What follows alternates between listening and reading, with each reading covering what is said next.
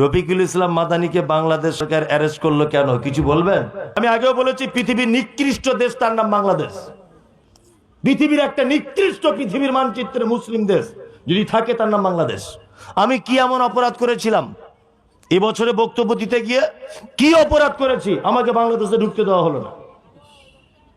Airport থেকে আমাকে ফেরত দেওয়া হলো।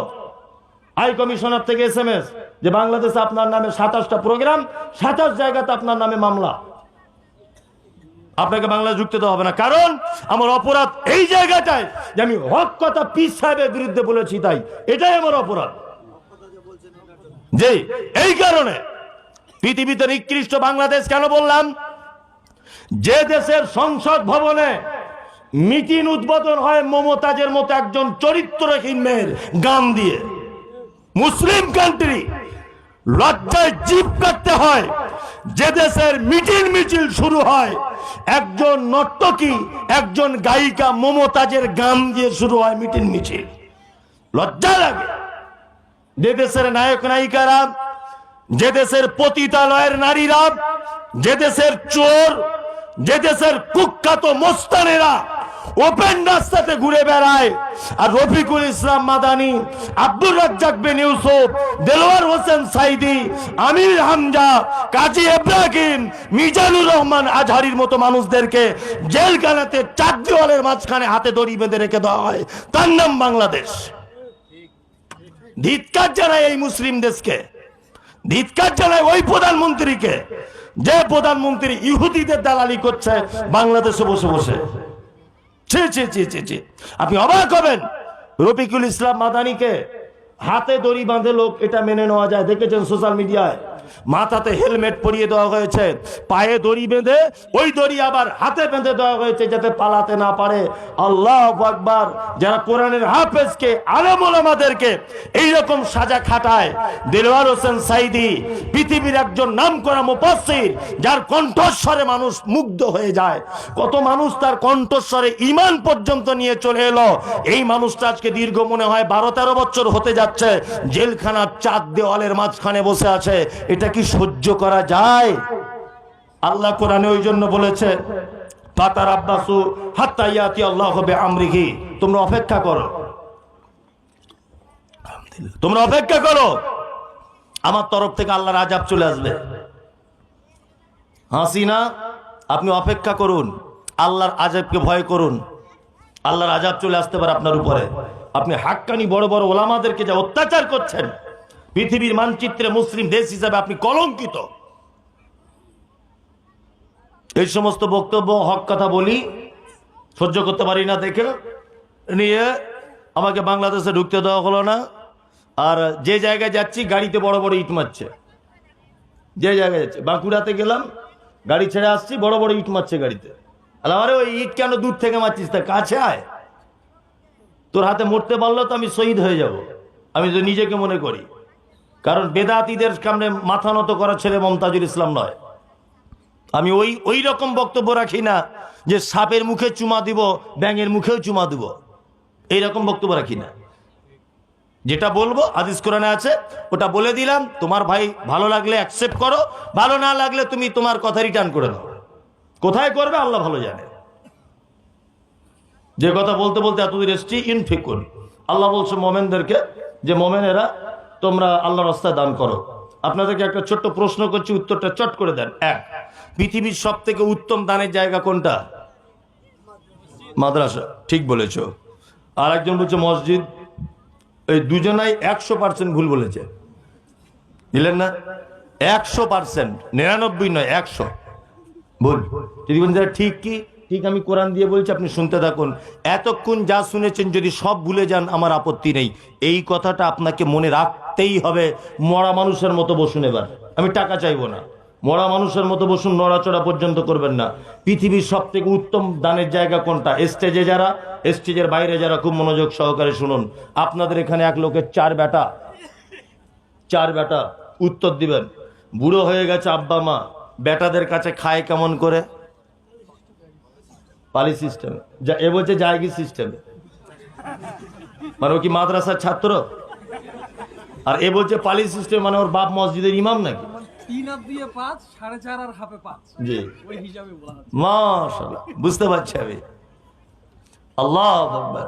পালি সিস্টেমে আব্বা মা ভাত খায়, আর লোকটাকে দেখছি ঘন ঘন উমরা হজ করতে যাচ্ছে।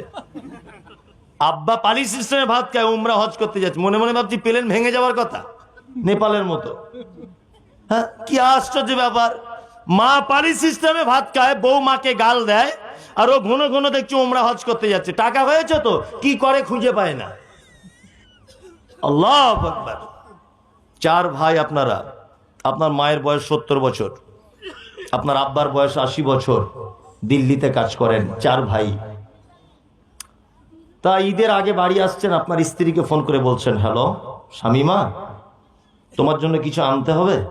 বলছে হ্যাঁ, আমার জন্য একটা শাড়ি আনবে, ছেলের জন্য একটা জিন্স, মেয়ের জন্য একটা টপ, আর আমার বোনের জন্য জুতো প্যারালাল আনবে, মানে শাড়ির জন্য বলছে আর কি। সব কেনাকাটা হয়ে গেল। ওর স্ত্রী আবার ফোন করছে, হ্যালো কেনাকাটা হলো? বলছে হ্যাঁ হয়ে গেছে। কি কি কিনলা? সব কিনে নিয়েছি, এবার একটা জিনিস কিনতে বাকি আছে, মায়ের জন্য একটা শাড়ি কিনবো আর আব্বার জন্য একটা পাঞ্জাবি। ওর বউ তখন রেগে গিয়ে বলছে, প্রত্যেক বছর তুমি কেন আব্বা মায়ের শাড়ি জামা কাপড় দিতে যাবে? তোমার আর 3টে ভাই চোখে দেখতে পারে না? চলে এসো। বাড়ি চলে এলো। ঈদের দিনে মসজিদে 4 ভাই, একই অবস্থা, সবাই বইয়ের কথা শুনে বাড়ি চলে এলো। বইয়ের কথা সবাই শোনে না? আমি এখানে সব জায়গায় প্রধান বক্তা, আল্লাহ করেছে আমাকে, সব জায়গাতেই প্রধান বক্তা, বক্তব্য রাখি। বাড়ি গেলে কথা বলতে পারি না। কিছু কথা বললে আমার বউ শুধু বলে, তুমি কি পাগল? তোমার কথা কে শোনে বলো তো? আর কে তোমাকে এত টাকা দিয়ে নিয়ে যায়? আমি রে, আল্লাহ তোকে এমন করে বানিয়েছে, শুধু তোর কাছেই পাগল। তোর কাছে এলে পাগল হয়ে যায় সব পুরুষ মানুষ। হেডমাস্টার পাগল, প্রফেসর পাগল, এমএলএ পাগল, মন্ত্রী পাগল, ঘরে গেলে কোনো আর চলবে না। তুমি হেডমাস্টার স্কুলে যাও, বড় বাবু ওই থানায় যাও, এইখানে না। তোমার বড় বাবুর 12টা বাজিয়ে ছাড়বে তো। একটা রানী তার রাজাকে বলছে, মানে স্বামীকে, যে পৃথিবীর প্রত্যেক পুরুষ মানুষ তার বইয়ের কথায় চলে। রাজা বলছে এটা আমি মানি না। কিছু মেয়ে ছেলে এরকমও আছে, তার স্বামীর কথা শোনে না, এই বইয়ের কথা শোনে না। রানী বলছে পৃথিবীর সব পুরুষ মানুষ বইয়ের কথা শোনে। রাজা বলছে আমি মানি না। কিছু লোক এরকম আছে বইয়ের কথা শোনে না। তা বলছে ঠিক আছে, তাহলে একটা টেস্ট করা যাক। নিয়ে একটা প্যান্ডেল করা হলো, এইদিকে রানী আছে, ওইদিকে রাজা আছে। এলাকায় সব ঢোল পিটিয়ে দেওয়া হলো যে যারা যারা বইয়ের কথা শোনে তারা রানীর প্যান্ডেলে দাঁড়াবে, যারা যারা রাজার কথা শোনে তারা যারা যারা বইয়ের কথা শোনে না তারা রাজার প্যান্ডেলে দাঁড়াবে। দুপুর 12টা পর্যন্ত রাজার প্যান্ডেলে একটাও লোক নাই, সব রানীর প্যান্ডেলে, মানে সব তো বইয়ের কথা শুনলেওয়ালা লোক। দুপুর 2টোর দিকে দেখছি একটা লোক ছাতা মাথায় দিয়ে আস্তে আস্তে আস্তে আস্তে করে রাজার প্যান্ডেলে ঢুকছে। রাজা দেখতে, যাই হোক, তাহলে আমার এই রাজ এলাকাতে একটা অন্তত লোক আছে বইয়ের কথা শোনে না।